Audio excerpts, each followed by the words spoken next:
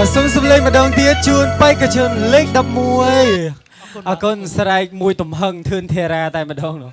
បន្តទៅជ្រៀងឲ្យបាត់ភ័យបន្តិចនៅបងបាត់បេងបាត់ភ័យទៀតចាំយូរនៅចិត្ត1ម៉ោងដែរចិត្ត1ម៉ោងណោះអូខេអរគុណមែនតើសម្រាប់ការរងចាំអញ្ចឹងបងមានអីដើម្បីสนំពោទៅកាន់បងប្អូននៅក្នុងវីដេអូនេះដើម្បីឲ្យបងថ្លៃជា Top 3សូមអញ្ជើញបាទបាទជាដំបូងសូមគោរពពុកម៉ែបងប្អូនទាំងអស់គ្នាដែលនៅទីនេះផ្ទាល់ក៏ដូចជាតាមបណ្ដាញសង្គមបាទខ្ញុំបាទឈ្មោះសាមឌីបាទសូមជួយ